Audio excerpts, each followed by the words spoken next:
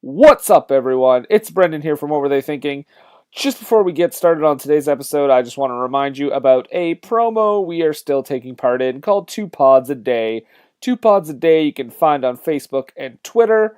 And basically what it is every day in January and February, the month we are currently in for you calendar nuts, they're showcasing 2 podcasts. So 2 podcasts every day. That you may not have heard of. Independent podcasts. You know, we've all heard of the big ones. We all know who they are. We all know what time they play because, as we all know, podcasts only play at a certain time, right? I don't know what I'm talking about. But anyway, 2 Pods a Day is a great promotion. It lets you discover a bunch of podcasts, again, that you may not have found on your own. So check it out. Follow them. Like them. Listen to the podcast. Listen to them. Listen to them all! All right. Now it's time for the episode. Hey, Brendan. Hey, what's going on?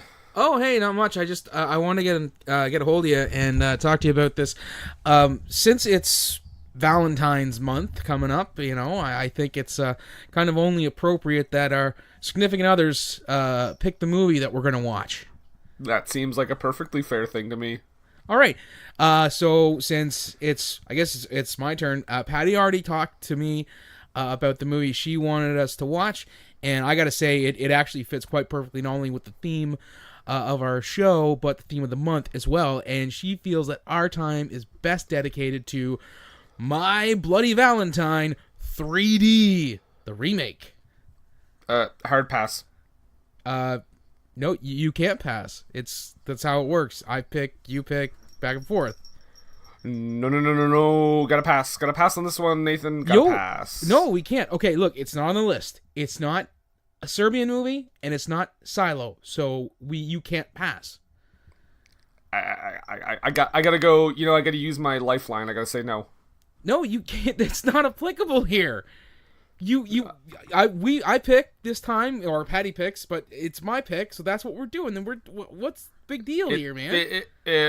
It's too long. Dude, I'm pretty sure it's as long, if not shorter, than Ben and Arthur. And you made me watch that pile of crap. It's not. You know what? I just did a is it streaming search, and it's not available in Canada. No, it may not be able to stream in Canada, but you can get it from Walmart for like $5, and you can get it on YouTube for like less than that for a rental. I mean, there's no reason not to do this movie. I mean, really. Nope. Walmart. YouTube's not loading. Walmart. I don't have one of those. Sorry. Brendan, Pass. There are 2 Walmart locations in Fredericton. I've been to both of them. I have to pass, Nathan. Why are you being so combative? It's just it's kind of a dismissive, forgettable type movie. Why are you being so adverse to this? I have no sense of depth perception. Oh. When I pick a movie, that's when I'm under pressure now. The question always comes back to me, what were they thinking now?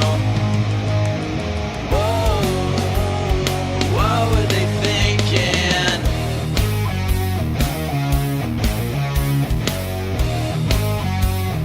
What were they thinking?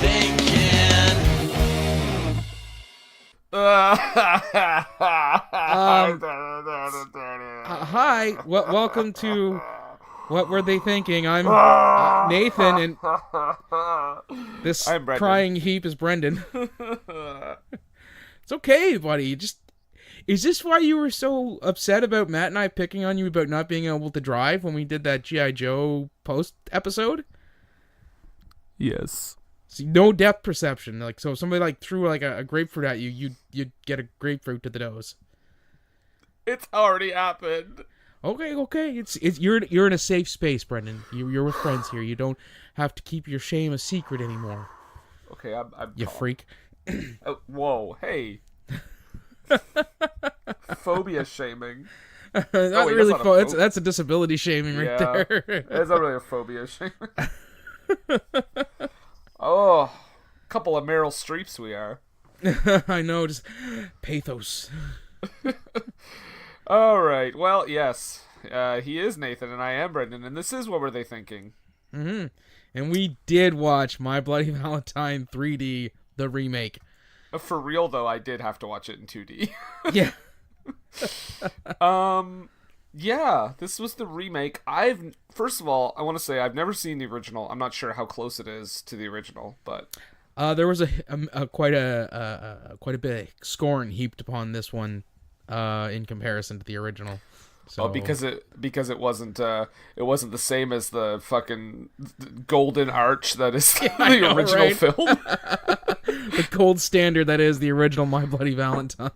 It's like when people like get mad about how the new Jumanji movie is completely different. And like, oh, sorry, it didn't live up to your ivory tower standards of the 90s Jumanji movie. Well, you think about it, it's funny because Jensen Ackles is in this, the dude from Supernatural and Days of Our Lives. But his co-star on Supernatural also starred in a remake around this time when he did the Friday the 13th remake, and that got lots of scorn heaped upon it as well. Yep. So sure did. Like guys who are in a horror TV show can't seem to get a break when it comes to horror movies. Their show can last 248 seasons, but when they try to do movies, it's over after one. Yeah. Here's the thing, though. This movie did quite well. I thought it was a bomb, but it was made on a $14 million budget. Mm-hmm. Did you have to 7 of that was 3D? Yeah. Yeah, it was most assuredly it was the 7 million takes trying to get the 3D right. Did you see what it made, or do you want to venture a guess? 28 million. It made $100 million. Wow. Worldwide. It made like something like 50 something in the States and 40 something in internationally. I will say this, I did pay to see it in theaters, and it delivered what it promised, and I was not sent away disappointed. It's one of those odd situations like with Drive Angry. If you see it in 3D, because it's shot for 3D, and they make tons of use of the gimmick, yeah, you can kind of forgive the Kaifa line from Steve from Everything I Learned from Movies, the plot holes and gratuitous boobies. That's right. Can be kind of, I guess, forgiven because you're having such a good time that it doesn't matter that the story is kind of crap and the logic in it is questionable at best. Oh, and we'll get into it like when we get to it, but can we just underline and bold and italicize gratuitous boobies? Yes. Yes. But this is also apparently the first R-rated film made with Real D technology. That's what I learned when I looked it up. And apparently there was also a sequel that was planned but never happened, which is crazy to me because it did so well that you think they would have been all over that. Well, I mean, you said it was made on 14 million and it made 100. That's like almost a guaranteed sequel. Even if you don't count the international, it still made almost 60 million in the States. Yeah. So that you're talking like quadruple your budget back. Yeah, that's like that would be a sure where do I sign? But there wasn't a sequel, but there is this movie and it is a remake, and let's get into it because when the 3D starts, you want to start with newspapers. Yes, and all kinds of exposition despite the fact that holy crap. They kind of show you all the exposition that they reveal in this newspaper opening in the first bit of the movie. So, I mean, it is superfluous at best.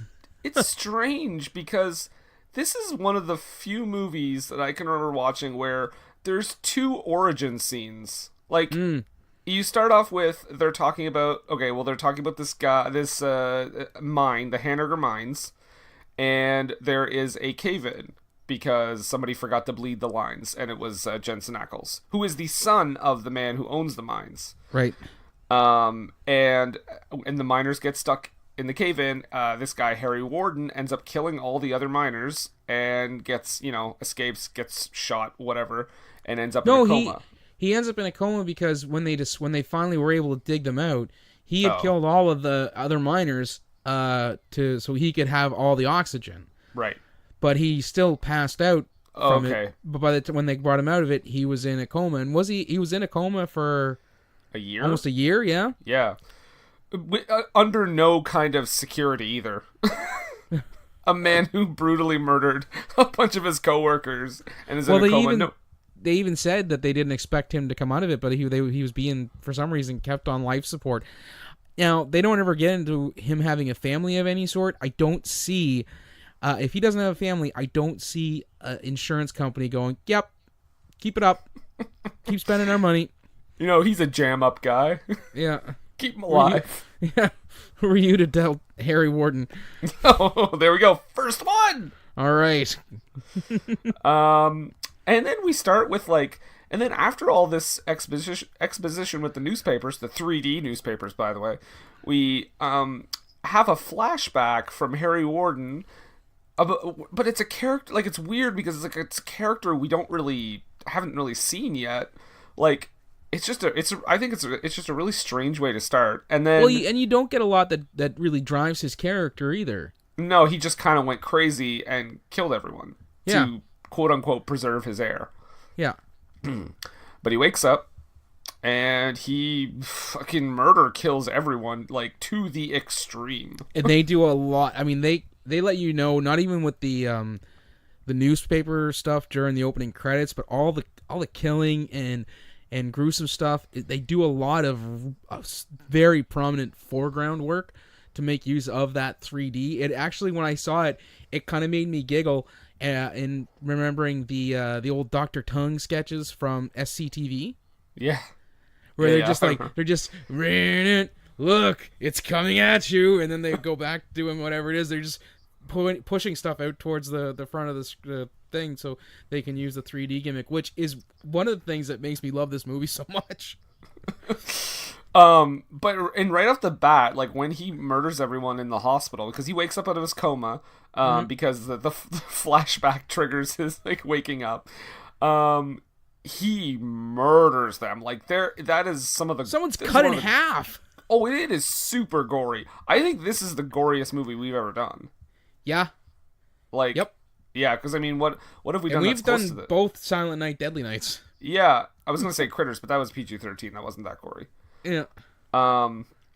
Yeah, so then you get the introduction of genre legend Tom Atkins as Sheriff Burke. And we get the most cliche cop dialogue. Like, he comes in, he sees, like, this one of the woman's, like, heart being is, like, ripped out and put in a box, and he's just like, happy fucking Valentine's Day.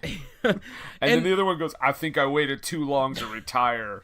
but I guess that's again the endearing quality for this movie, and a movie like Drive Angry.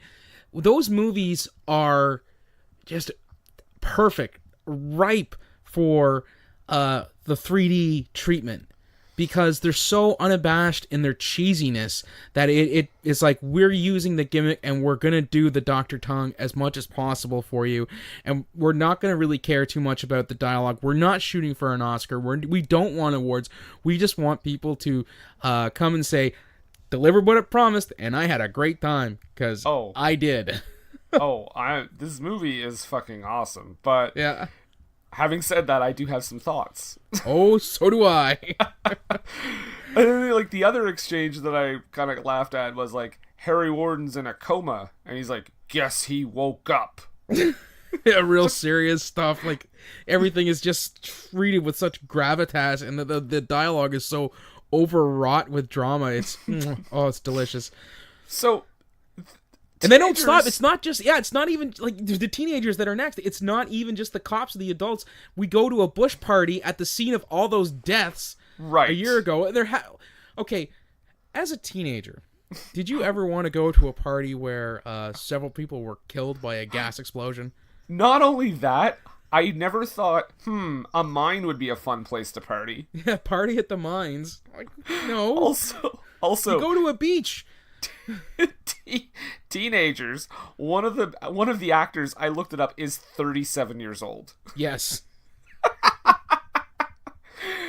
Because I remember when I watched this for the show, I hadn't watched it since I bought it, like, when it came out, and I've forgotten that they were, like, this I'd forgotten most of it. So when it first started here, I was like, man, these actors are friggin' old to play teenagers, like more than usual. And then I was like, oh, it's gonna be the same people 10 years later. Yeah, because we got to fast forward to 10 years later. But although I will say this, old Axel does not deliver on his promises, because he promised that if Jensen Ackles' character showed up, he was going to kick his ass, and no ass kicking ensued. Right, and I also took a while for me to clue in that Irene is the girl we'll talk about later on. Like, I didn't even clue into that. The one at the hotel? His girlfriend. Yeah, until later. But, so we meet Axel and Irene, who's a young couple, and Tom, again, who's the guy who's the son of the owner of the mines. Yep. And his girlfriend, Sarah, played by Jamie King, by the way. Mm-hmm. And, Axel, he's like, I'm gonna kick his ass, and he shows up and no ass kicking happens. One thing I want to ask you right here. Okay, Jensen Ackles, obviously, I'm assuming you've seen some of Supernatural. I've seen episodes, yeah. Okay. The man has great comic timing. Mm-hmm. It's weird that he's cast in a role where he has to be so serious. Yeah, because despite the millions of laughs I got out of this movie, it is not played for laughs. No. And they do it, and again, all the campiness of it, the only thing that's kind of winking at the audience is the 3D effects. There's no winking from the dialogue or the acting. Everything is played in earnest, which is, again, what makes this movie so much fun.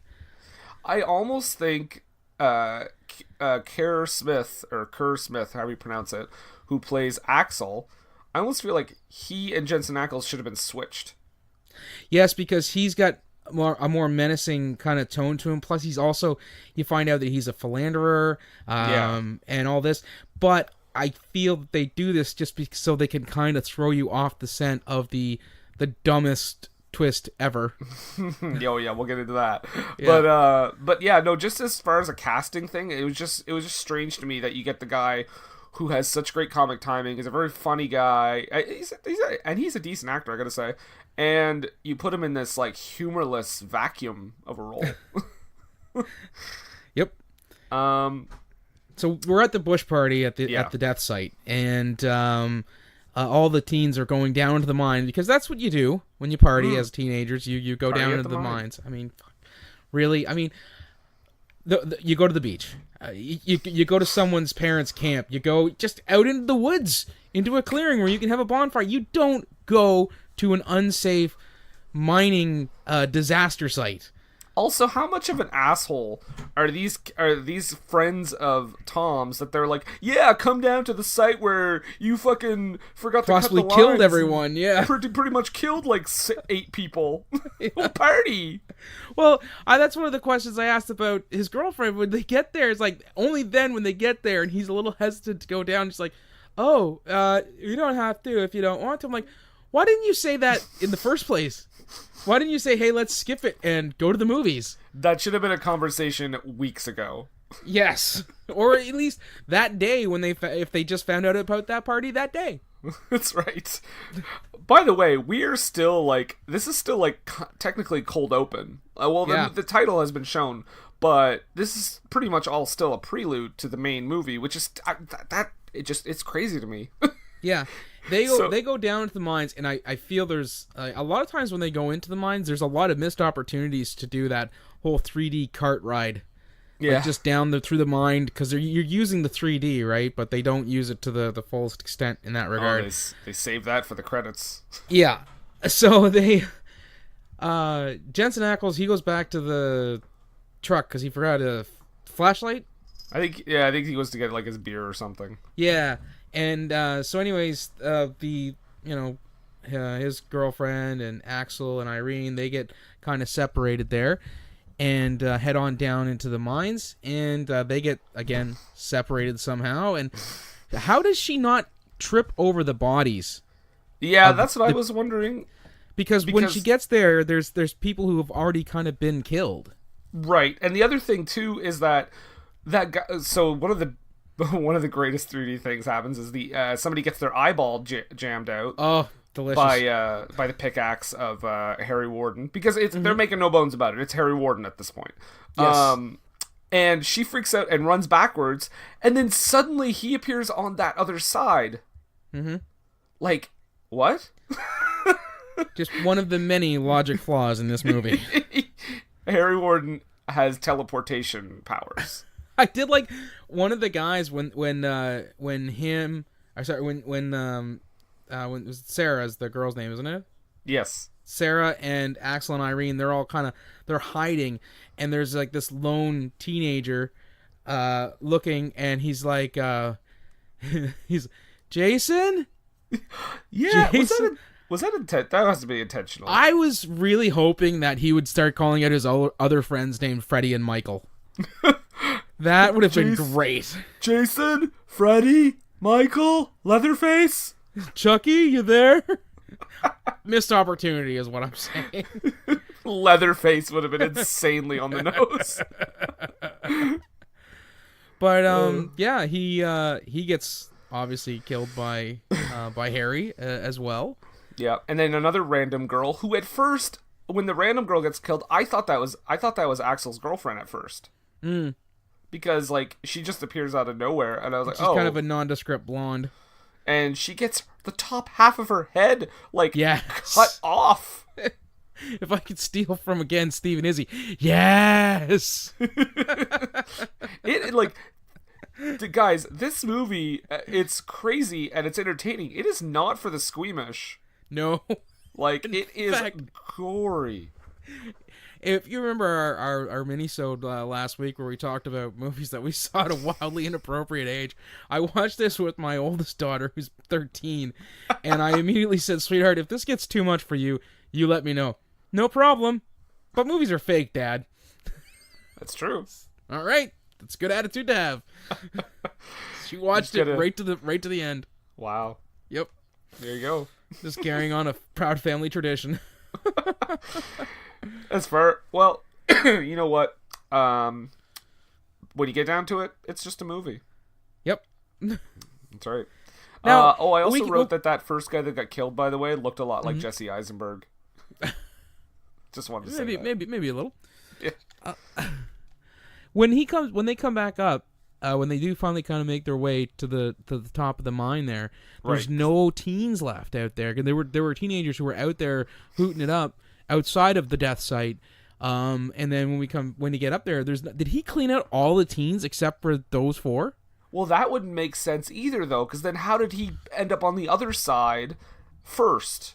Like, he was coming from the other side of the mine, but there were all those bodies in there. Don't forget, we find out that there's an escape hatch. Remember? Because if they go further down in the mine, there's an escape hatch that comes up out of the mine. Oh, see, I didn't even catch that. It comes into play like later, and then I'll bring it up then. But yeah, there was another way into the death site.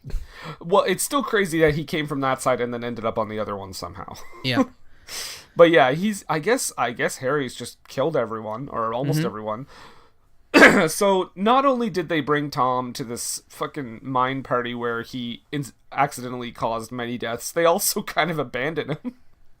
And to be fair, like they put there's a lot of blame pushed onto Tom in this movie about him causing the deaths. He didn't cause the deaths. He caused the cave-in. Yeah. Inadvertently, the lines or whatever that right means. Harry was the one who caused the deaths because he purposely killed the people who were trapped with him before they could be rescued. Correct. Okay, so though Tom does have a lot of put upon guilt because he does feel that he is responsible. I'm completely on board with you there, though. I don't think he deserves hardly any of the blame Half for the treatment that incident. he gets. Yeah, no kidding. Yeah. So we get our first pickaxe hurled at us. Yep. During the getaway, which again is so sweet. Like, I mean, oh my, the amount of like, it's coming at you in this movie. Oh, the best. Well, when I did originally see it in 3D, there was one that like was my favorite, and I'll get to it when we get to it. Okay. But yeah, it definitely sticks out for me. The cops show up, unload a couple of clips into Harry. He doesn't stay down. Yep. and they chase him off down the mine so Tom can escape and all the teens can escape. And 10 years later. Well, and let's just say that, again, I just want to stress, Sarah, Axel, and Irene drive off knowing Tom is still there. Yes. Like, I mean, they probably had to at that point, but I don't know. It seems dicey to me. Well, I will say this: they do have a good sense of self-preservation. It's one of the only smart moves that is made by any of the victims in this movie. That's the truth. and actually, one of the only smart moves that I've seen in just about any horror movie, because I can't tell you the amount of times Patty was yelling at the TV while we were watching this. Oh, yeah, like, nobody will ever be as dumb as the pinnacle of stupid people in, like, Human Centipede, for example, or, like, you know, Silent Night, Deadly Night. But, yeah, I mean, self-preservation, it's just, it feels like he's so put upon at the beginning. I'm like, this fucking guy didn't do that much. Like, come on. Yeah. So, 10 years later. 10 years later. Yep. And they just kind of smash cut to that, right? Mm-hmm. And they're you get a sweeping view of the little hamlet town village that they live in. It looks like a really pretty place. And a news lady talking about how it's the murder capital. Because there was one crazy murder 10 years ago. I actually have a note here. Detroit? Chicago much? Well, I just want to say, too, Axel is a sheriff now, which reminds me of this, somehow.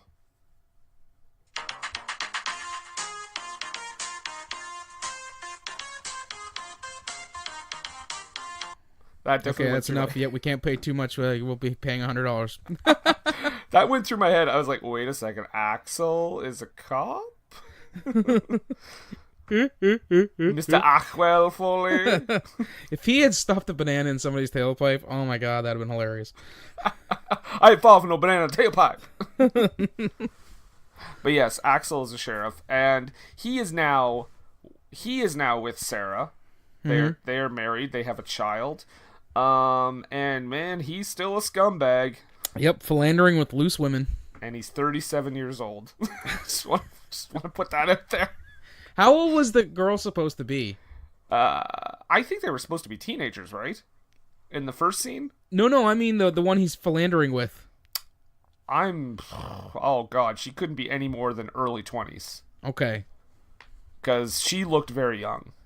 I did enjoy the fact that he only took her to the classiest places, in that it was his dad's abandoned house. It looked like the shack from Mama. I haven't even seen that movie, but I know what you're talking about. Yep. I have my note here. He's philandering with loose women in Mama's house. So, yeah. And I don't mean Vicki Lawrence. Wow. So we get the sense right away that Axel, yes, is having a torrid affair with a young girl in town named Megan, who, by the way, is a very attractive lady. Yes, she is easy on the eyes. And I think he's got to be like one of the most obvious people ever, because she says like, "Hey," she also works with Sarah at her store, and right in front of everyone, she's like, "Hey, I'm gonna be late. I have a doctor's appointment." Leaves, and then Axel, like not 30 seconds later, is like, "Well, I better get going." Time to hit the old dusty trail. Time to arrest those bicycle thieves. And again, I don't know how anybody in a town this small has the gall to have an affair, considering how much places like that are often everybody knows your business. Right. In some small way, shape, or form. So, yeah, he's having an affair. So he, again, not a likable guy at all. No. And, you know, they're getting it. Well, actually, they don't really have a sex scene. You just kind of see the aftermath. And, she tells him that she's pregnant. Mm-hmm. Which never really comes up again. And I almost feel like it was something that, at the very least, should have come up later when she fills a body bag. Yeah. They there should have been something, because there's always, like, you don't reveal something like that without it being adding to some sort of, like, raising of the stakes or adding to the drama. Did you feel like she was potentially lying? Possibly.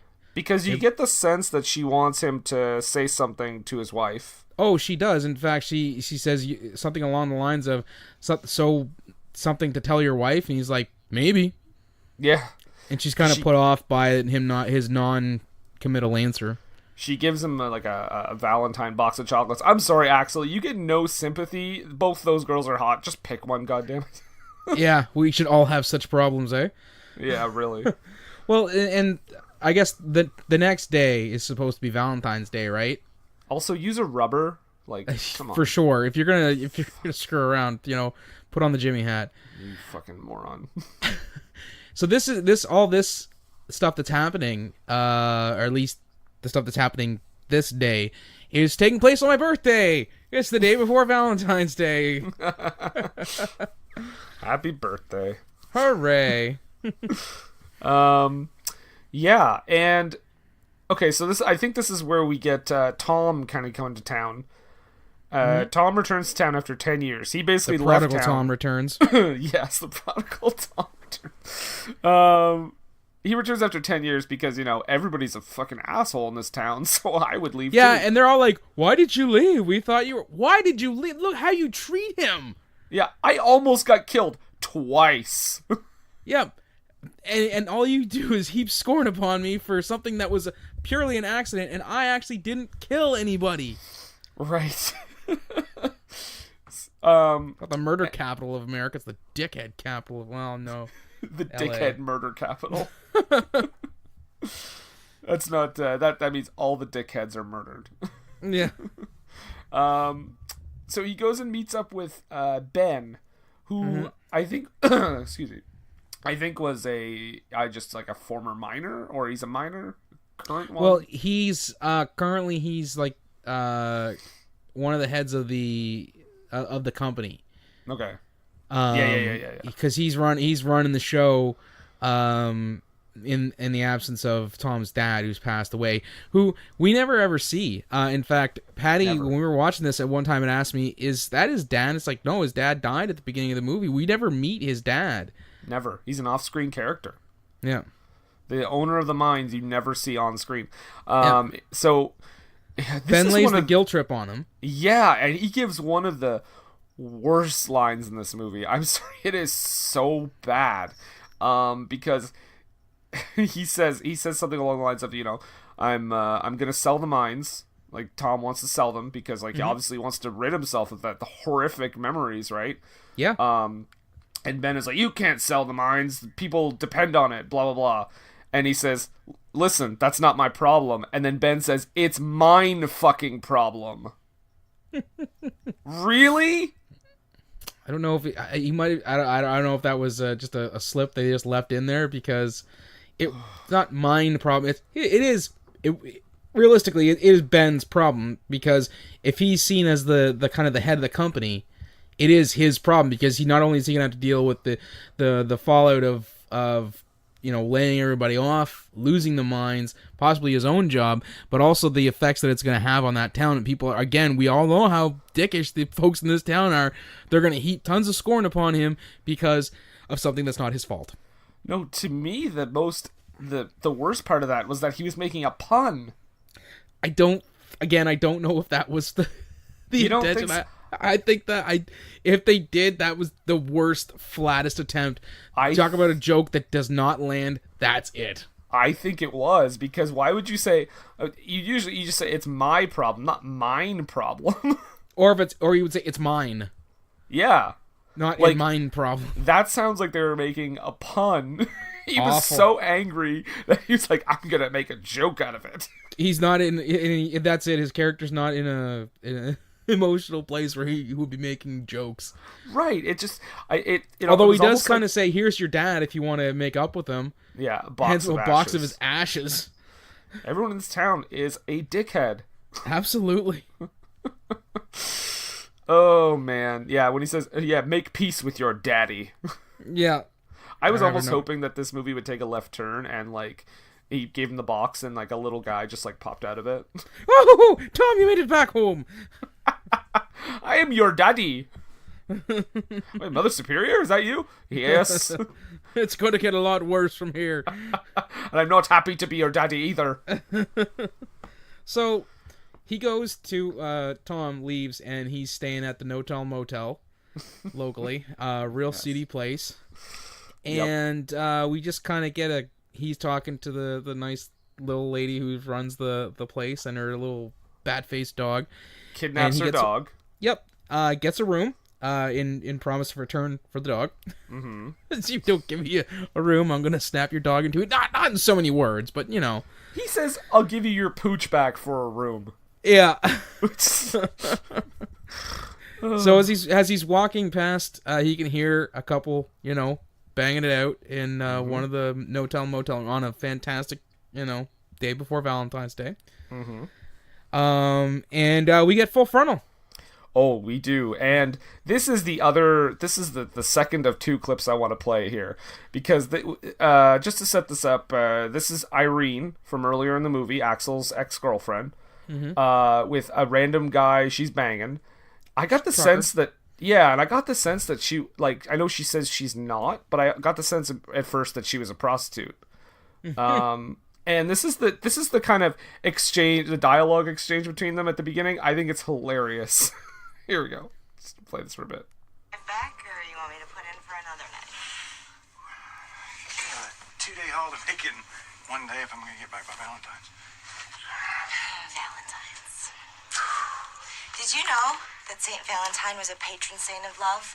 Yeah. Yeah, the whole thing started in Rome in like the year 500 or something. They would have this lottery where young men would draw teenage girls' names out of a box. Then that teenage girl would become their secret sexual companion for the whole rest of the year. That's where we got our Valentine's Day cards from. Kind of romantic in a sick kind of a way, isn't it? Yeah, it's romantic. What you doing? Nothing, I got this. Frank? Fuck is that? Irene, I make these for my own personal collection. Look, I'll pay you. I am no hooker. You are now. So I know she wouldn't be, because if it was filmed, she would not be a hooker. She would be a porn star. Right. So in that scene, like, I know you guys couldn't see it, but he filmed them having sex. And she is boob bouncingly pissed. Oh yeah, her role from this point on is just naked. No, she is, angry naked. Angry naked. I just think it's so funny that she just randomly starts spouting that Valentine's Day stuff. Which I don't know. I don't know how much truth is behind that whole thing that she was spouting either. I think that was just written to be a plot convenience. She also thinks that sex slaves are romantic. Yes, but is above being a prostitute. Right. Oh, okay, so here's the thing I found out about this scene. This blew my mind. So, do you know who this guy is? Like the actor, you mean? Yeah. No. Okay, so this is Todd Farmer. He Okay. wrote this screenplay. Oh, really? What a weird thing for him to be in this sex scene. So I thought that was kind of funny. Like, whatever. Right? I wrote it off as like just a one-off funny thing, right? Yeah. However, he also wrote the movie Drive Angry. And in that he's movie, the guy at the first in that one too. I knew he looked familiar. yeah, in that movie, he has another big sex scene, and he's Amber Heard's boyfriend. And well, to be fair, he's really emasculated in the stuff in Drive Angry. Oh, for sure. I just Yeah. think it's funny that he's written himself into two big sex scenes. I think it's funny at all, man. If you get that kind of power, right? The pen truly is mightier than the sword, kids. Todd Farmer, legend. Film was screenwriter and hot chick banger. That's right. He's like, yeah, you know what? I could sell you this script, but I feel like I should play Frank. I'll do it for scale. In fact, scale -5. I'll pay you. But this, they're fucking. Also, she looks in the mirror at one point. She's like, "I look so hot today," while they're like having sex. She's actually pretty impressive because she does manage to get full on running in those heels. Oh, I want to say she's actually fantastic in this scene. Yep. Yes, she's naked and she's very attractive, but also, like, for her to be able to pull off this scene anyway, like, while having no clothes on, and like you said, those heels is incredible. Mm-hmm. And she has comic timing. Yes, her thing with the gun, yeah, that was delightful. So she points a gun at him. He says, "Ha ha ha! It's not loaded. Whatever." So she just throws it at his head. Hucks him one, just bonk. In 3D. Yep. Frank, aka Todd Farmer, is killed. Oh, in the most glorious fashion. Just pickaxe right to the top of the noggin. Right to the dome. Right to the dome. And then she's chased back into the hotel. Hotel owner is killed as well, because why not? She is the one I felt the worst about in this movie, about her getting killed. She did nothing. Nothing. She has no connection to the mine. She was not trying to stop anybody in any way. She was not morally bereft. She was not participating in drugs or sex, which are the two things that will get you killed in a horror movie. She's just a nice a little lady, and I mean that as she's a little person who runs a hotel, who loves her dog. She's also apparently a pretty funny comedian. I looked that up as well. Oh, she does seem like she did have some a good snappy return with that whole exchange she had with Jensen Ackles for the couple of minutes that they got to talk together. So that doesn't surprise me. Yep. But I really felt bad. I mean, she had the cowboy boots. They were cute. She was funny, and then they kill her, like, just fucking kill her brutally. She's like pickaxed and then pushed up into a halogen light. Right into the drop ceiling. Explodes. Mm-hmm. And then Irene is killed as she tries to hide behind like a bed frame. Yes, she just builds herself a cage, basically. Right. I would have pushed that onto him. I don't know. Like, I would have tried something else. Yeah, use it to push it back. Yeah, all she's doing is just avoiding him kind of like swinging the axe at her. Unsuccessfully so. Oh, man. So Irene is dead. Yep. And so is the hotel manager, unfortunately. And Frank. Mm. So, of course, the investigation begins. Axel shows up on the scene. They find out that Irene's heart's been ripped out. Right. And his deputy makes, like, a dumb, like, one-liner thing, and then he's like, "Oh, I'm sorry, I knew you used to be an item." Like, well, then why did you say that stupid shit? First of all, regardless, we see a lot of gallows humor in a lot of, like, cop movies and cop shows that are set in New York or LA or Chicago or, like, Detroit, big cities, right, where people they don't know everybody. I don't feel that a situation like this would be treated with any sort of levity, considering the fact that everybody kind of knows everybody. Yeah, it's like it's strange. The tone is not. I'm not going to say the tone is inconsistent, but sometimes the tone is not appropriate. Yeah, so then we get they find out basically he sees Tom's signed in to get a hotel room, so now Tom is like number one suspect. Because Axel, like, regardless of the fact that Tom is back to sell the mine, he hasn't done anything really at all to warrant any, like, the absolute hard-on that Axel has for Tom to get rid of him. You never really get the sense, you never really get an idea of why that's the case either, because even in the flashback at the beginning, he hates him. Mm-hmm. And there's never, like, a real reason other than he probably just jealous and wants to be with Sarah. Well, there's that, and there's also the fact that he kind of hates him because he, like the rest of the town, pointed the finger at Tom for what happened in the mine when it was really Harry that actually killed everybody. Right, because everyone's a dickhead. Right. So, Tom goes to the grocery store where Sarah's working. They kind of have a little reunion. Mm-hmm. I don't really have a lot on this. They just kind of have a little reunion. Yeah, and she's kind of like, I don't know. You can tell there's still a kind of a bit of a pining for her. Yeah, like she it's almost like she wishes he hadn't left town. That things would have been considerably different if he had stuck around. She might not have settled down with Axel. Right.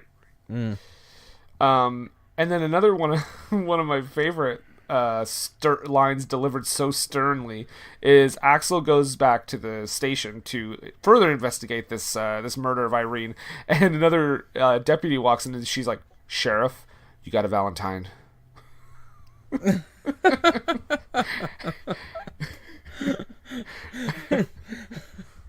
Because nobody can deliver anything with any lightheartedness unless somebody's been murdered, apparently.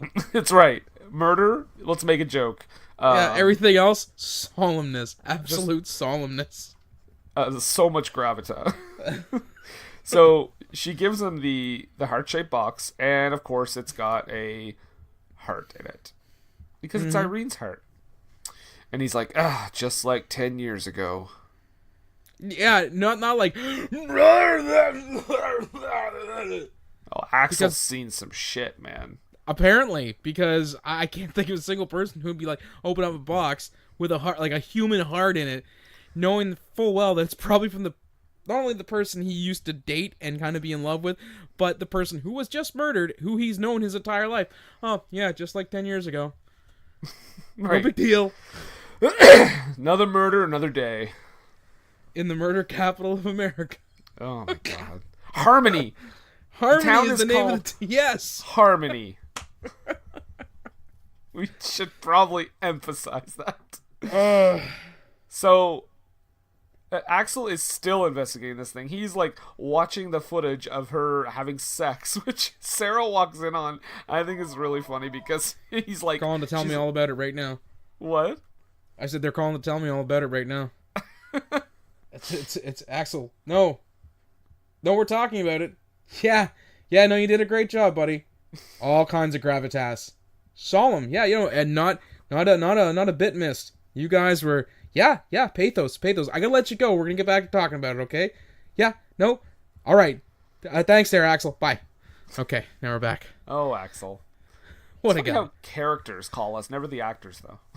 No, remember the time that Kevin Costner called us when we were talking about Criminal? Oh yeah. What was I gonna say? Yeah, so he's watching the sex tape. He's watching the sex tape, and she comes in. And he's like, "I'm working."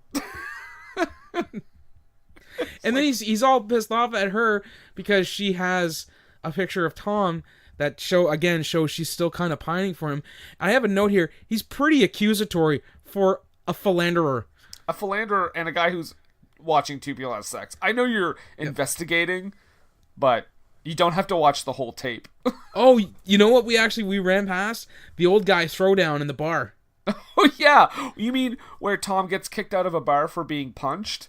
Yeah, like he goes to get a drink, and they're like, "You son of a bitch," and the old deputy guy goes over and just pops him one.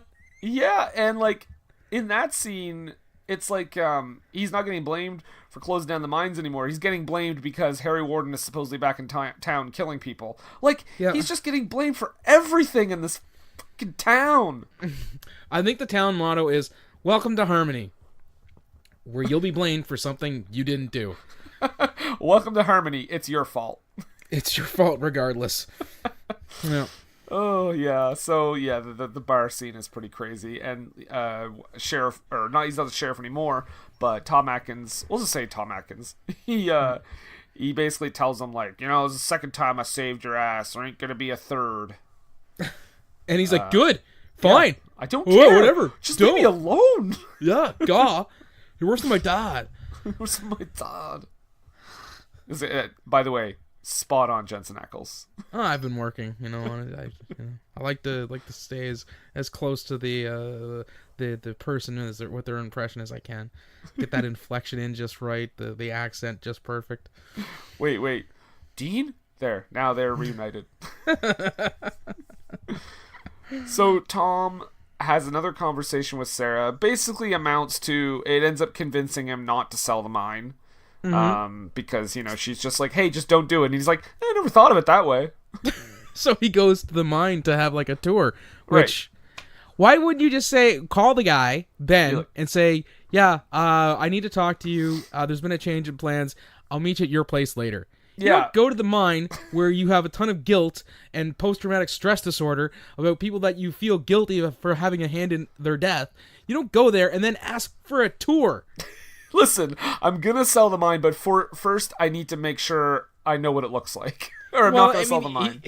He doesn't ask for a tour. Ben is supposed to be down in the mine, so they get the guy who one of the guys who attacked him at the bar to take him down into the mine. Mm-hmm. So it's like, okay, let's go for kind of a tour at the death site where I feel like I've killed some people. Oh, and the guy who's going to take me down there, the guy who wanted me dead the other night and who still has a broken hand because of it. You know what? I didn't even catch that was the same guy who tried to punch the mirror in the bar, because when he shows his hand, I thought he was missing fingers. No, yeah, it was because he got busted up, and I was like, oh, this guy is just like, haha, check out my hand. I lost fingers in the mine. You coming with me? Are you sure? Like that kind of thing. and then, literally the only thing slightly resembling levity of a line here is when he's asking him like, "How's your hand?" And that's it. He doesn't say it. Yeah, he says it as stern as every other line, though. So this scene I have a real problem with, and I just want to. We kind of really can't get into it yet, but we'll put an asterisk by it.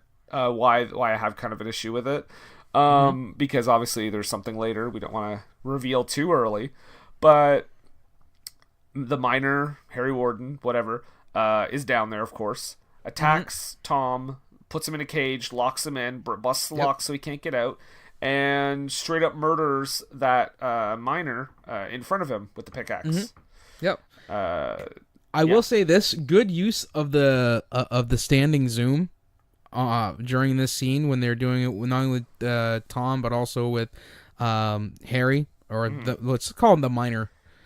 The miner. Let's call him the miner. Yeah. The miner. So like, you know, that trick shot where they he's 14 years old. Yes. Got a really fun joke for later. That trick where they use a dolly and they'll pull someone away, but then they'll be zooming in with the camera as well, so it looks like they're doing that zoom in the foreground, which they've done. They do that in movies a lot, but it seemed to work really well and was really fun to see in a 3D setting. Mm-hmm.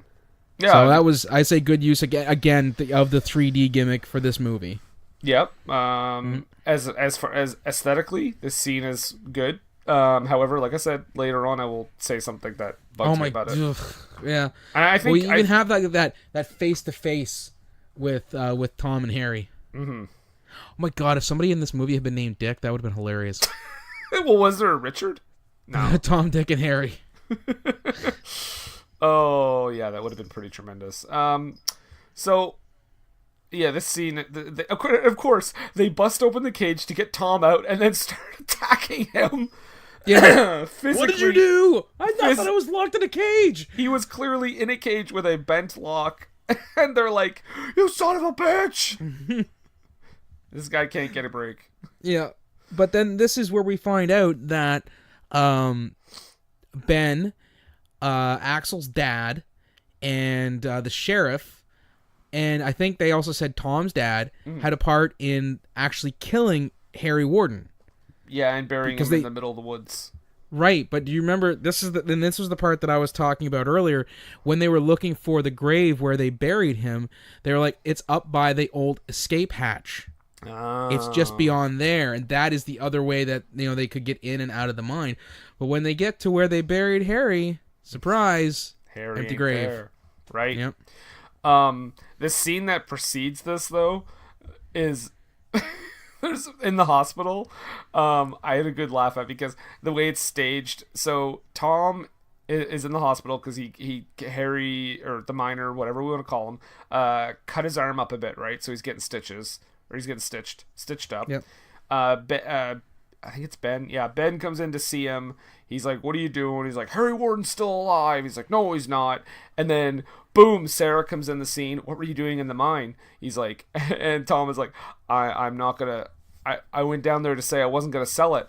And then, boom, Axel, why not? Everybody just, like, enters the scene. Everybody's, like, waiting for their cue, like, right off camera. Okay, wait. Okay, no. This is gonna. Can you imagine if life was really like that? He's like, I'm gonna wait right here until I have a good moment to enter the room to lead off on this person's last set of words. Okay, right. And now, it's such a movie thing that never ever happens. Yeah. Like, Axel's like, okay, dramatic pause. What did he just say? He's not selling the mine. Okay, what do I say? Okay, oh, I got it. And why not? Oh, it's so good. Yeah, so then, like we said, they find that he's not there anymore. They find that Harry Warden is not in the ground anymore. Mm-hmm. And I believe this is pretty much the end of Ben in the movie. Well, actually, no. Let's see. I got my notes here. He's staying out of spite. That would be Tom. We have this thing where they're at the police station where Axel gets super pissed because they find out, oh, guess what? It checks out that he was locked in the cage with the broken latch. Damn, I wish I could prosecute my high school rival. And this is we see that Tom is driving a Bronco, which leads me to my the Stephen Izzy would be proud. This is everything I learned from this movie. Never trust a guy in a Bronco. Well, why not? Well, it turns out that most of them are possible murderers. Possible. And also, why are dangerous areas so accessible to the public in this movie? Yeah, it's really not hard to get into places. Yes. And, okay, now, yes, this is the last of Ben on this earth, but it also leads to one of the more troubling logistical aspects of this movie. Yes. Because... Should we just reveal it at this point? Because it's kind of hard to get around it. Well, we can. I mean, I'm hoping that anybody who's listening to us has either seen the movie or, like, when it originally came out, or at least watched the movie so they could be like, haha, I get that too. We do come to find out at the end of the movie that, spoilers, Tom is the killer. Oh, what? It's stupid. It is ridiculous. And I almost was like, man, I wish it could have been a twist that it, like... Oh, God. No, I'm not answering him. I'm not answering him. Go away, Jensen Ackles. He hates it when I say his... He hates it when I call his movie stupid. Did you mention Supernatural yet? Did you mention it? So, I almost wish that there had been a twist where it was Tom's father. Because at the very least, then there would be no logistical issues in this movie, at least as far as like time and space. Mm-hmm. Because we have one scene where Tom is at Axel's dad's abandoned place, and he finds like all the stuff to implicate him, and as having an affair. Meanwhile, at Ben's place, he's being killed by the miner. Yeah. And I thought, see, I gave it the benefit that maybe it's a cheap thing to do, but I think what they were if they gave it any thought, they maybe were like,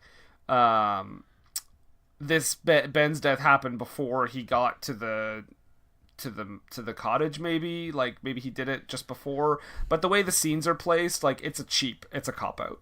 But there's nothing to set that up. Like even if they had gone out of their way to like set it up so that you just kind of don't notice it.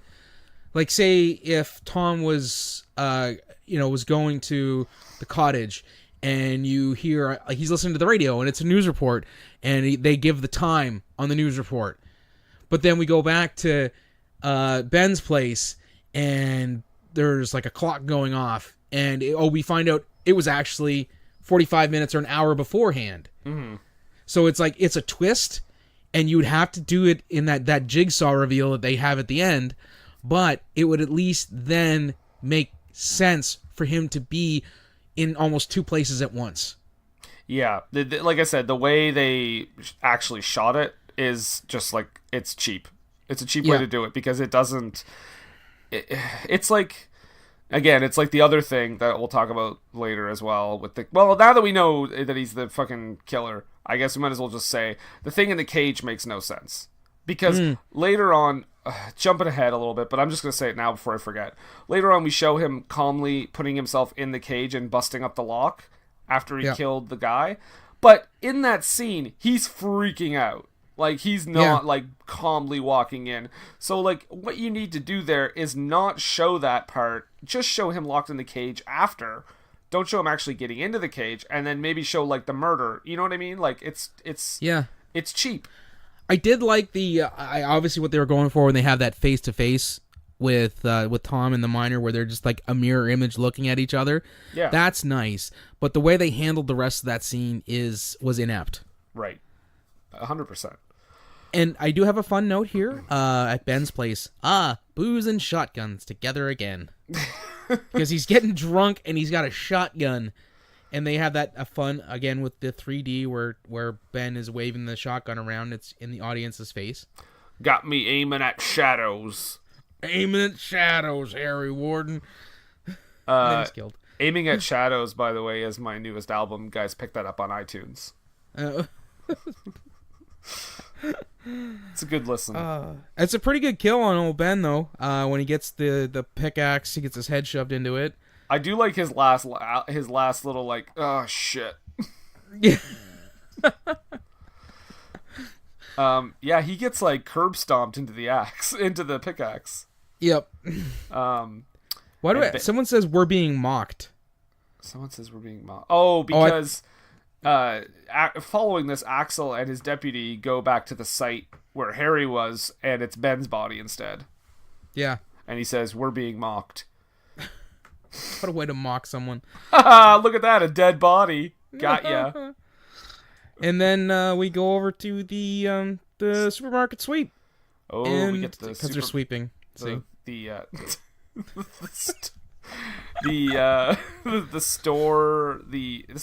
store kill scene, right?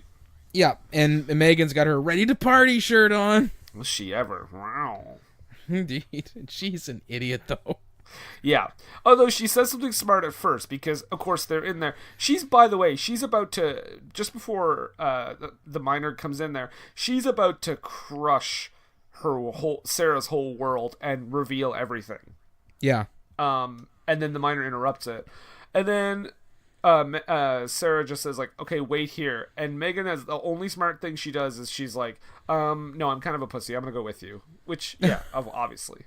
Yep. Don't split up. But then later when they're running away, they split up. I got a couple of good Mystery Science Theater lines while they were doing this. When she hits the miner with that big hunk of meat, I was like, well, that was a little ham-fisted. And then she beats him with the mop. Yeah, go on, mop the floor with him. I did laugh at the meat hit.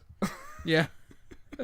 So they're trying to escape. They lock themselves in the back office. Right. And the miner's breaking through the door, and so Sarah's trying to block the door and keep it shut. Megan's trying to open the window, get the cage off of it so she can climb out of it. The miner sees that they're actually going to escape through the window and then takes off. And Megan's halfway out the window, and she's like, no, wait, something's wrong. Get back in here. To no avail. No, Megan is pulled out the window and murdered. And another issue I have here. Because, yeah, she's pulled out and murdered. Sarah is nearly killed, but she manages to escape. He does, however, rip part of her shirt off, which is, that's... Mm-hmm. Thank you, sir. Thank you for your service. But then and then Axel suddenly appears at the front door. By the way, this movie... Well, no, don't, let's, before you get past that, she hits the alarm in the office. Why didn't she do that earlier? That's my exact note. Why didn't you do that before? As soon as they started blocking up the door, hit the alarm and keep the door locked.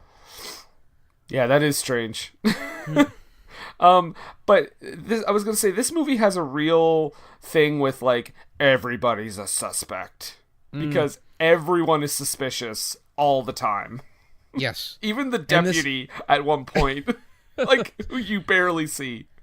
And we do get the like you said, she gets out and Axel just shows up out of nowhere at the.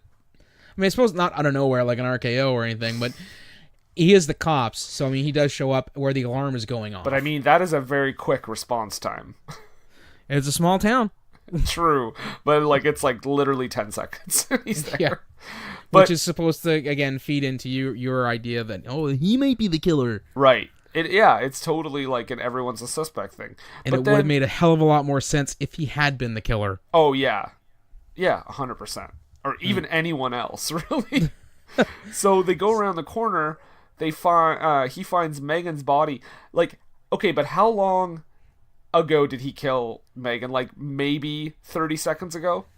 Yeah. And she is done up. Like it is a fucking split art open exhibit.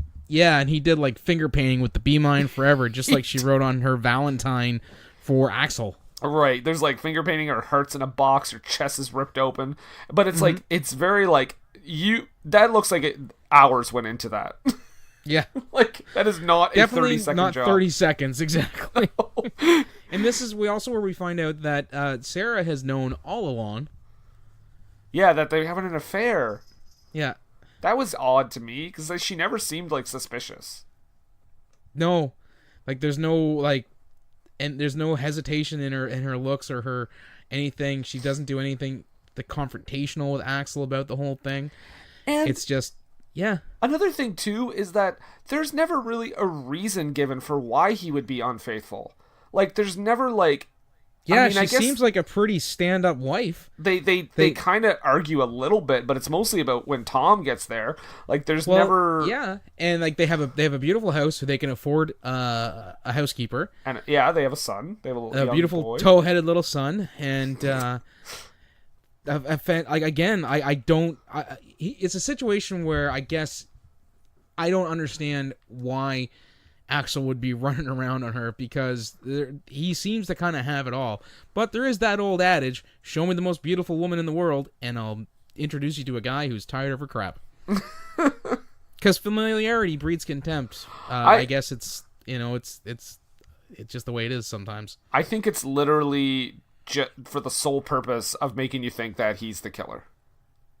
That's a possibility, and it is definitely plot convenience. Yeah. Because I can't think of anybody in that situation who would be like, yeah, you know what? That smoking hot wife of mine, who looks just like she did when she was a teenager, I'm going to step out on her. Oh, and like, my husband who's always looked 37. Well, she's not stepping out on him. He's got the Dean Malenko syndrome. He's just always looked old and just grew into it. That's right. By the way, side note, I just found out recently he was also in Final Destination. Did you know that? He's the asshole in that movie too. In like the first one or one of the sequels?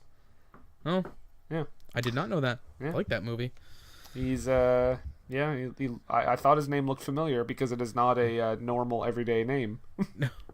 Now, here's the next person who I feel terrible for in this movie. Oh, yeah. And it's poor Rosa. Who apparently must be like 2 feet tall. Yes.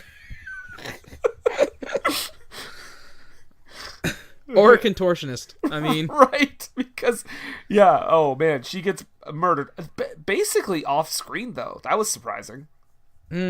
But hey, the reveal of her body is not off screen, and it is gruesome. Sure isn't, because she is stuffed into the dryer, and like I said, that's why I said she must be like 2 feet tall, or be made of elastic. Really folded her in half. Yeah. Just like that guy in Freddy vs. Jason. Oh, or there's like, it's like a part 6 where that sheriff gets like bent backwards in half. Yes. Yeah. So, there you go. Maybe, the mild psychosis that Tom has also gives him superhuman strength. But when her face, like when she pops out, her face is like half melted off because of the heat from the dryer and everything. Also, the miner walks in through the front door and there's a deputy outside keeping watch. Does not see this. Nope. is reading the newspaper when she's supposed to be looking out for a serial killer. But she does go in. She does kind of save the day because she helps Noah out so he doesn't get killed.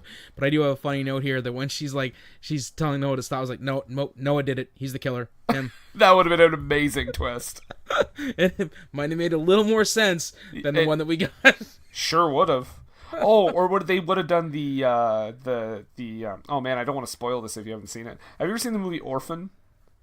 Yes. It would have done the orphan twist. Where Noah's like a 35-year-old man. Yeah. But that would have been amazing. The retired sheriff, he gets killed. Yeah, he just shows up and he's like, I know what's going on. He's in the house. Let's go. I'm like, where did you come from? By way of toothpick. Toothpick? Well, toothpick axe. Oh. Because he took the pick in the teeth and he gets the jaw ripped off. Oh, dear. I really went full out with the dad jokes in this one, didn't I? You got them. You've got like a book ready right there in front of you. Also, when he dies, we are basically Tom Atkins because it's in 3D and the pickaxe is sticking out of our jaw. Yep, and then it's flung. The jawbone is flung at you in 3D. 3D. It's really funny to watch in 2D because you're like all this stuff is wasted. You're like, what? This is a weird angle. Also, the miner is setting booby traps now because he puts a helmet with a light on it outside the deck to lure Tom Atkins over because he thinks it's the miner, like, I guess, laying down on the ground. And then he looks and it's just a helmet with a light on, and then he turns around and the miner kills him. Ah, shit. Yeah. It was really strange. So then we go, what is it, back to the hospital? Why do I have a note that says this is one long motherfucking tree? Is that one of the scenes where they're kind of panning around and the tree is like in your face just for the 3D effect? That might be it. Yeah. Okay. I think we go back to the hospital here, and there's one point where there's a cop kind of standing in the background who's just an extra, and if you watch him real closely, he's totally checking Sarah out. Like he's looking her up and down ever so subtly. That's definitely not a character choice. Yeah. Also, one of the doctors acts kind of pervy with her earlier too. When he's like, those chocolates, I'm gonna take one.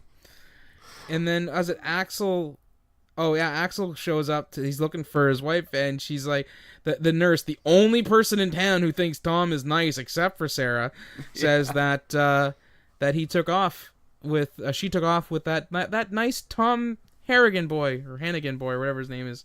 Yeah, and he's like, son of a bitch, and then he gets a call. It's like, hey sheriff, I got the background on that Tom Hannigan guy. You're gonna want to hear this. Yeah. But we don't get to hear that. No. We do find out because he quickly calls Sarah while she's in the truck with Tom, who is trying to convince her that Axel is the killer, and he wants to take her to Axel's cottage to show her all the evidence that he's the killer. Mm-hmm. But Axel's on the phone. He's like, listen, Tom just spent 7 years in a mental hospital. Like, he doesn't know what he's doing. He's crazy. Sarah ultimately believes her husband.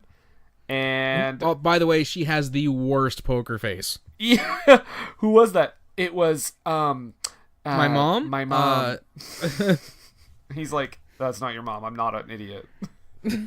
I might be crazy, but I'm not an idiot. Right. So she crashes the truck into a tree. Mm-hmm. Just as they pass, the sign says, "Watch out for coal trucks." Not snakes, but coal trucks. Coal trucks. Watch out for coal trucks. The weird thing too is he mentions that he knows about Axel's cabin, right? Mm-hmm. And then when she gets out of the truck, she goes to Axel's cabin. If he mentioned it, wouldn't you want to go to a place where he wouldn't find you? Yeah. Like, especially if you're fearful of your life. Right? So she goes to the cabin and finds a whole bunch of empty Valentine's all them boxes. Valentines, yep. Yep, mm-hmm. And she's like, oh, shit, maybe it is Axel. The miner shows up. Boom, boom, boom. She jumps out the window. Yep. Which, again, I actually have a note. That's fairly smart for a horror victim. Yeah, well, she's got to make it to the end. She's like, Yeah, definitely- normally they would run upstairs or lock themselves in something. I'll just hide in this closet.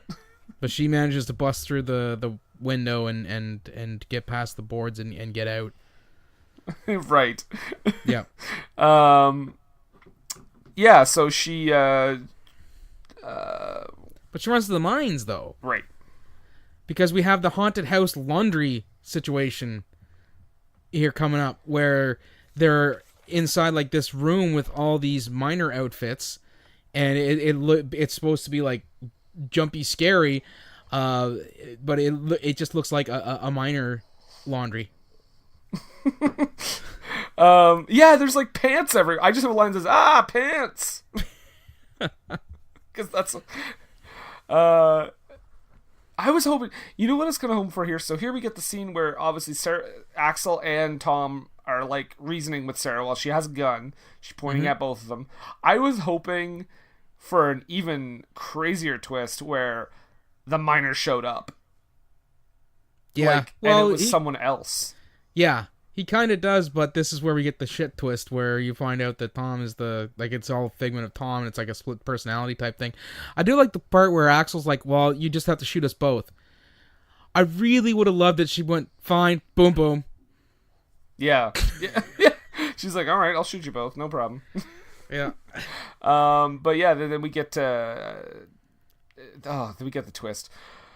Tom. Well, because he says, like, he even wrote it on the wall, like she did on the Valentine's, for a guy who has been going out of his way to be super duper smart about this whole thing. No, Jensen Ackles, I am not talking to you. Jensen is like, he's really persistent. Yeah, he's just like, oh man. Well, I think he's trying to get more movie work because he's still on that sitcom, or not sitcom.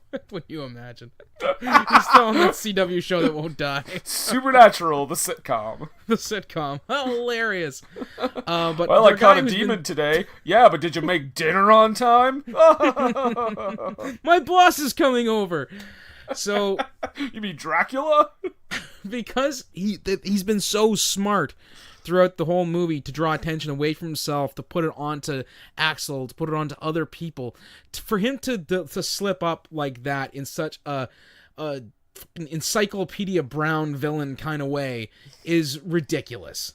Yeah, it's It's because she's like, how did you know what she was dead and what was written on the wall? I didn't tell you. Yeah. And then we get the whole... I actually have... She's a better detective than her husband. Right, she should be the sheriff. Yeah.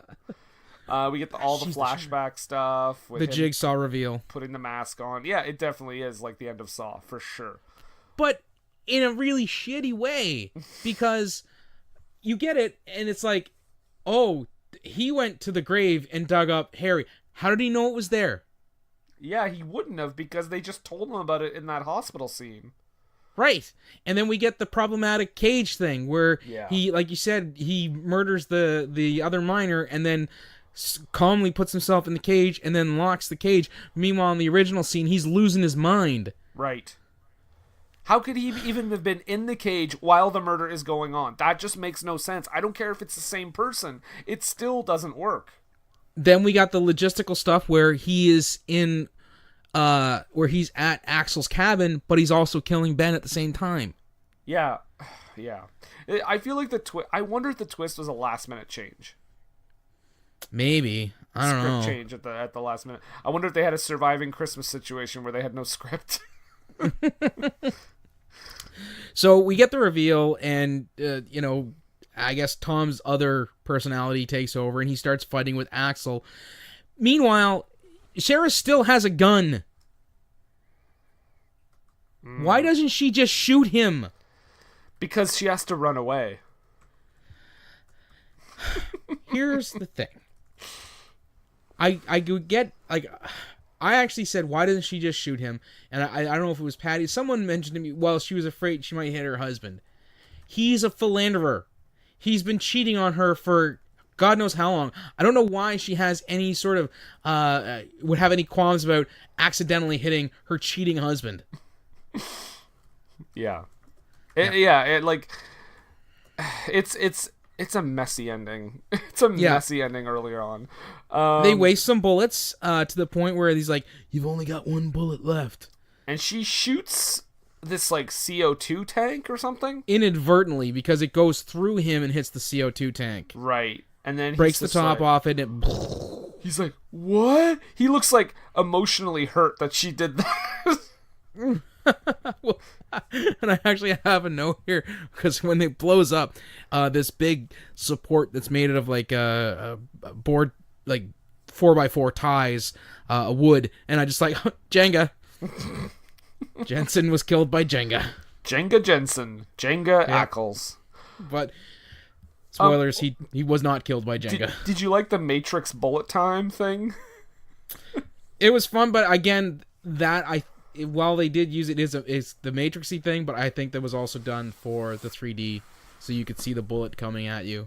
Oh, definitely. Yeah, and but he survived and to escape for the sequel that we never got. And he pickaxes one of the rescue workers in the mask and makes the mask bleed.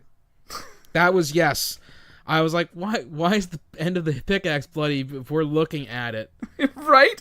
It did, like, the 3D effect was strange. I get what they were going for, but yeah, it didn't make any sense. No, it did not.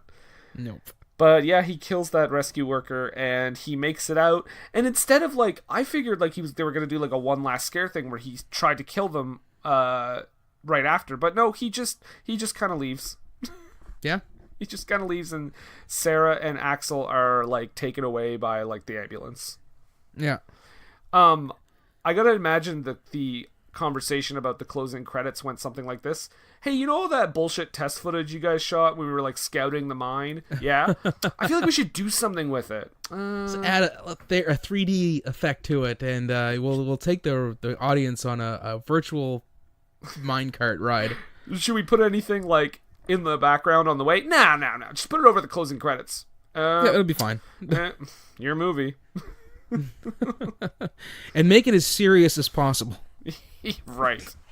That was My Bloody Valentine. Mm-hmm. In 3D! In 3D! That Brendan watched in 2D because he has no depth perception. Oh, we gotta go back to that. What Were They Thinking is brought to you by HostGator. HostGator is a leading provider of shared, reseller, VPS, and dedicated hosting solutions. Award-winning support is available 24/7, 365 days a year via phone, email, and live chat.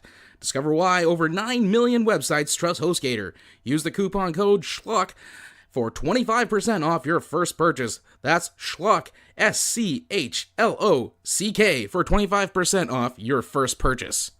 What Were They Thinking is brought to you today by GameItAll.com. Whether it's video game news, the latest in music, or movie reviews, GameItAll.com is your one-stop shop for all nerdy talk. I have a question. What's that, little hoaxer? Hulk Hogan? That's right, brother. I mean, someone who sounds like Hulk Hogan, but copyright-wise is not technically Hulk Hogan. That's right. Sure. Why not? Don't internet search me. Okay, my mom doesn't let me use Google anymore anyway. That's probably for the best, little hoaxer. Wait a second. Maybe you can help me. I'll do what I can. Where I'm looking for all the wrestling news, rumors, and all the results, and I can't find them anywhere. Well, let me tell you something, little hoaxer. If you need your fix for internet wrestling rumors and results and all the inside information, you're going to need to go to WrestlingNewsWorld.com. If you're not there, you're not anywhere, brother. Wow, thanks, kind of Hulk Hogan. Sure thing, little hoaxer. Remember, say your prayers, eat your vitamins, and go to school and all that other stuff, because I'm not really Hulk Hogan, so I don't know what he'd want to say. WrestlingNewsWorld.com. I believe it's time for a little poetry. Yes, it's the time of the podcast where we introduce some culture and levity to our audience so they can go away educated and enlightened. Ladies and gentlemen, it is now time for the low haiku. We need a little low haiku music at some point. Ding ding ding ding ding ding ding ding ding ding ding ding. Would that be racist? I don't know. I was wondering. I was like, when you started it, I was like, uh-oh, where's this going? Nathan, I believe I began last time, so why don't you kick us off? I would be absolutely glad to. Pickaxes will fly. Timeline plot holes are a mess. Paid theater money. If I could snap my fingers, I would snap, but I'll just do this.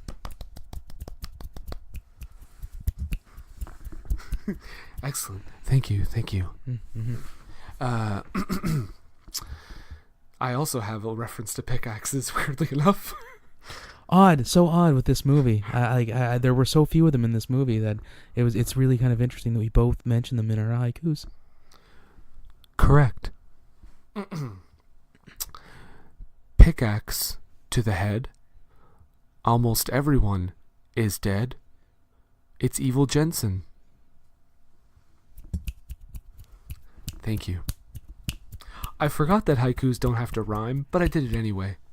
That was a bold choice. Bold choice. Thank you very much. Up next, Garrison Keeler will be Keeler. Garrison Keeler. Sorry. Yeah. Garrison Keeler. I was like, I know someone else Keeler. I'm pretty sure his name's not Garrison. But you know what? This is what we always say. Do not take our word for it. Nope. Don't take a word for it.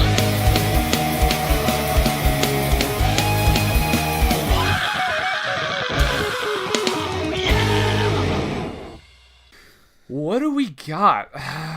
Let's see here. I'll read off this first one I've got here from the Toronto Star, Mr. Jason. Oh, there, that rag. Jason Anderson. Jason Anderson says, the trouble is that after the first gouged eyeball, there's not a whole lot further to go. Novelty value being a rapidly diminishing thing, the technology demands an escalation in intensity and inventiveness that the movie does not deliver. That is a negative review from Jason Anderson. Okay. I will, I'm going to help you out as soon as I get my Rotten Tomatoes up here. All right. Well, that's okay. I've got a couple written down here. This is another negative one, but this is a little better. This is from Roger Moore. Yes, Roger Moore. James Bond? Of the Orlando Sentinel. Oh, that rag. So I'm guessing this is after, just before he passed, he worked for the Orlando Sentinel for a while. The plot... I was going to read it, and then I realized I was about to do a Connery. The plot staggers from absurd to ridiculous, and the dialogue is strictly of the, look, we don't have to go down there variety. Okay. Well, you want one from a real, oh my god, a real birdcage liner? Sure. Clark Collins from Entertainment Weekly says, what really leaps out at you about My Bloody Valentine 3D is its lack of imagination. Oh, Because burn. it's leaping out with the 3D. God, some of these critics Does are not know how to have a fun time. Some of these critics are hilarious. I know, right? This one is a positive one. Oh, actually, go ahead if you want to read another one. Well, actually, I'm probably gonna. I was about to grab that positive one that I'm sure that you were reading was from Jeanette Castoulis from the New York Times. Nope, go ahead. Okay, well, she says, a strange synergy of old and new. My Bloody Valentine, I don't know why she sounds like this. My Bloody Valentine 3D blends cutting-edge technology and old-school prosthetics to produce something both familiar and alien. Gore you can believe in. That Unless you discount that fucking lame twist at the end. that I'm telling you right now, if Al Gore had used gore you can believe in, he would have won that election. Yes. I mean, he did win that election, but you know what I mean. Yeah, I get it. Oh, hot take. Yeah, hot take for something 20 years old. That's right. That's kind of my thing. Mm-hmm. Ethan Gilsdorf Nice. from the Boston Globe says, Fake name. My Bloody Valentine, fake name, says, My Bloody Valentine may not be horribly acted, true, but in a post-Scream and post-Scary Movie era, I don't know why he references Scary Movie, it's difficult to squeeze any more blood from this lowbrow, high-camp turnip. A turnip. I guess. Why did you just call it a turd? He's writing for the Boston Globe. Got So something he actually against wouldn't call it a term. We call it turnip. Turnip. Turnip. It's a friggin' turnip. My last one here. I want to read one of the audience ones. This is from Luke Baldock, who, by the way, is a super reviewer. The super reviewer. He is a super reviewer. That's what it says. He did not care for this movie. It looks like utter crap. Video cassette quality. I don't know what. Are you watching it on video cassette? That was a real that was a real distraction when it began. The plot for a slasher was kind of interesting at first, though starting with the actual cave-in at the mine would have been nice. It also tried to have some character development with Kerr Smith playing a sheriff cheating on his wife. This made a rather ambiguous hero. This could have been good if it had gone somewhere, but you'll guess the killer pretty easily. It even tries to do a complete 180 with flashbacks, but the whole film made it obvious. It's like the writers couldn't be bothered to put any effort in, so they just said, let's actually make it the prime suspect. All the kills are similar, with a pickaxe used every time. I wouldn't even recommend this to real horror buffs. Wow, he does not know horror buffs then. He gave it 1 star, by the way. I don't get it. Like, I think the laziest thing about the movie wasn't the paint by numbers portion of it. It was the twist. Not because it was just so lazy that it was the person that they were pointing to the entire time, but 2, they didn't go any out of their way in any way, shape, or form to explain the timeline issues in the movie. And also, I just like that he says the quality was video. He definitely watched a VHS copy. Like a bootleg of it. He watched a cam in the theater. It was like, oh, the quality was crap. It's just awful. There were people laughing in the background. My last one is from the folks at What Culture. Yeah. So again, I'm going to do this with a British accent. Yes. Mike Edwards from What Culture says, I'm absolutely convinced that the pickaxe is the ideal weapon for 3D horror. Well, that's it? I'm sure there's more to there's a link to go to a full review, but that really sums it all up, because the pickaxe is ideal for 3D horror because it was awesome in this movie. I don't know, man. A bladed yo-yo would be pretty sweet, too. Well, I mean, suppose. That would be. I was gonna say a minor using a bladed yo-yo. You know, a 14-year-old killer with a bladed yo-yo. Also, I said I had a fun joke for later. Mm-hmm. So I'm gonna lay this one on you, Hit me. I think everyone out in listener land will love it as well. Giving us a lot of hype. Right? What do you get when you throw a piano down a mine shaft? Oh God, what is it? A flat minor. Yes! That's the response I was hoping for. And that is our show. Before we get into Plug City, I'm gonna drop a little hint for next episode. A hintaroo? Yeah. Ansky? Right. A little line where you give us kind of an idea of what the next episode's going to be about. That's Okay. that's what I'm doing. That's the literal definition of hint. Yeah, so let me just give a hint. Okay, we'll get to it. Oh my God. All right. Okay. Ness. That's it. That's it? All right. Yep. Ness. There you go. This is also continuing Valentine's themed month. This is a pick by Mariah. So plugs, Montrose. Yes, Montrose Monkington III. You can check him out on Facebook, Montrose Monkington III Esquire and Friends. You can follow him on Twitter at Montrose 3RD, or is it Montrose the Third? Number 3RD. He's on Twitter. You can also check out his YouTube channel, Montrose Monkington TV, where he discusses, wrestling and other forms of pop culture. In fact, the newest videos that are up there are not from wrestling at all, but they're actually from the Super Bowl from this past weekend. So winners or losers doesn't really matter in the game, because the Friends of Montrose are winners because he watched the Super Bowl and dissected it just for you. There you have it. Since the Super Bowl, I guess the Super Bowl will have already aired when this gets dropped. Yeah. So, did you call it all along that team was going to win, Nathan? You knew. I knew that right? team was going to win the entire time. You knew, and then, especially by that score that they won. Right, I know, and it was just so, it was actually kind of interesting because I thought the other team was gonna win, because they were kind of favored to win, but when that team beat the other team, I was actually kind of floored by the whole dramatic feel of it all. Right. Mm-hmm. There was also halftime. Right, where Justin Timberlake performed, because that's like the only thing that we know for sure is gonna happen. Right. We fooled them all. They think we're big sports guys. So, you can find us on Facebook. What Were They Thinking? Just search it. We're on there. We're on there, guys. We're on Twitter, WWTT Podcast. Same thing for Instagram. You can find us on all the podcatchers. Obviously, if you're listening right now, you know at least one of them. We're on YouTube, Podbean, Google Play, Stitcher, Spotify. I'm trying to list the real ones first. YouTube, Google Play, Stitcher, Spotify, Podbean, Al Jazeera.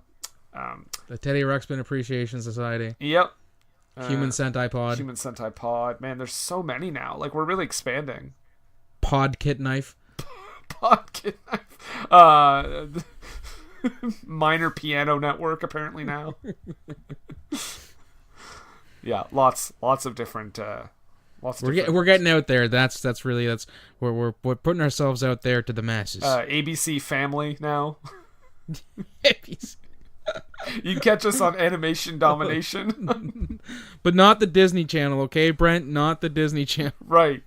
Yeah, so I guess, I mean, with all that being said, this has been the My Bloody Valentine 3D, and Brendan, you sound like you got one lingering, question that's kind of eating at you there, bud.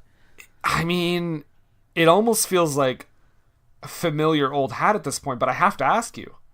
Well, go ahead and ask. Well, I mean, in a movie in which has one of the most nonsensical twists of all time, in a film where people joke about murders but are serious about literally everything else. Right. In a Good job using literally properly. Thank you. In a film where, oh man, people are philanderers for no other reason than to make them a murder suspect or a serial killer suspect, murder suspect. Same thing. I mean, I gotta ask you. What's that? What were they thinking? Hey, this is Liz. And this is Heather. And we are Nerdy Bitches Podcast. A show where two geeky ladies podcast their way through pop culture. From movies and TV to our regular book club and everything in between, we bring you our favorite fandoms with a feminine eye. We're talking Star Wars, Star Trek, Harry Potter, DC, Marvel, comic books, and anime. And don't forget sci-fi, fantasy, action movies, video games, D&D, board games, and so much more. Be sure to check us out on Apple Podcasts, Google Play, Stitcher, Podbean, or wherever you find awesome podcasts. You can also find us hanging out on Twitter, Facebook, Instagram, Pinterest, and at nerdybitches.com. Talk to you soon. It's time, let's check our cue, baby. Pair it with a couple brews, baby. We love good movies. We love the bad ones too. So we watch them all and pass their lessons on to you. Oh yeah.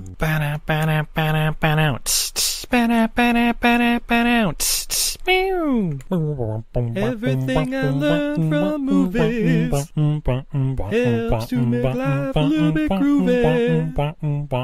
Whether one last plot holes or gratuitous movies, it's time to get busy with your friend Steve and Izzy. At eilfm.podbean.com.